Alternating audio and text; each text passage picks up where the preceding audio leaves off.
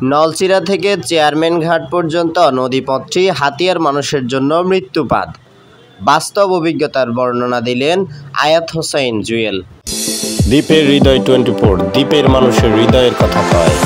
নলছিরা ঘাট দ্বীপ হাতিয়া থেকে বাংলাদেশের বিভিন্ন স্থানে যাওয়ার জন্য হাতিয়ার মানুষের একমাত্র নদীপথ, কিন্তু আদিকাল থেকেই এই নদীপথ যেন হাতিয়ার মানুষের জন্য মৃত্যুফাত। হাতিয়ার নলছিরা ঘাটের বাস্তব অভিজ্ঞতা বর্ণনা করলেন এমডি আয়াত হোসাইন জুয়েল। তিনি তার ভেরিফাইডকৃত ফেসবুক পেজে লিখেন, হাতিয়া এক দ্বীপের নাম নয়, একটা অবহেলার নাম। নলছিরা থেকে চেয়ারম্যান ঘাট পর্যন্ত যাতায়াত যেন প্রতিদিন যুদ্ধ।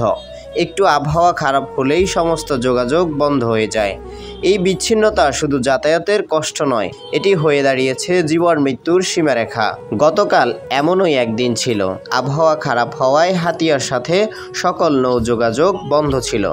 ঠিক সেই দিন একজন প্রসব বেদনায় কাতর মায়ের জরুরি ভিত্তিতে নোয়াখালী যাওয়ার প্রয়োজন হয়, কিন্তু কোনো নৌযান চলছিল না। চিকিৎসার অভাবে হাতিয়ার সেই মায়ের নবজাতক শিশুটি পৃথিবীর আলো দেখতে পারল না। এমন অনেক ঘটনার সাক্ষী আমি নিজেই।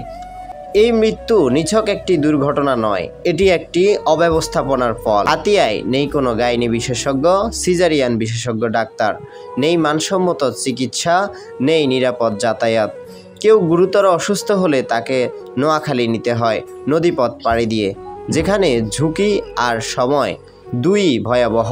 আর নদীপথ পার হতে গেলেই শুরু হয় অনিশ্চয়তার গল্প। আমরা কি এই মৃত্যুর সাথে অভ্যস্ত হয়ে যাব, নাকি এখনই সময় হাতিয়ার মানুষের নিরাপদ যাতায়াত ও স্বাস্থ্যসেবার দাবি জোরালোভাবে তোলা? এই মৃত্যু যেন শেষ মৃত্যু হয়, এখনই সময়। আমরা সবাই এক কণ্ঠে বলি, হাতিয়ার উন্নত যোগাযোগ ব্যবস্থা ও স্বাস্থ্যসেবা চাই। এই মৃত্যু কার দায়িত্ব? আমরা আর অবহেলা চাই না, চাই স্থায়ী ও নিরাপদ যাতায়াত ব্যবস্থা, চাই আধুনিক চিকিৎসা সেবা হাতিয়া দ্বীপেই। আর কত প্রাণ গেলে আমাদের দিকে নজর পড়বে? সরকারের উচ্চ মহলের দৃষ্টি আকর্ষণ করছি, হাতিয়া দ্বীপের মানুষের জীবন যেন নদী ভাগ্যের উপর না ঠেকে থাকে। এই দ্বীপ আজও চিকিৎসা, যাতায়াত ও নদী ভাঙন প্রতিরোধ সবকিছু থেকেই বঞ্চিত। আপনার দাঁতের যে কোনো সমস্যার সমাধান পেয়ে যাবেন আধুনিক ডেন্টাল কেয়ারে।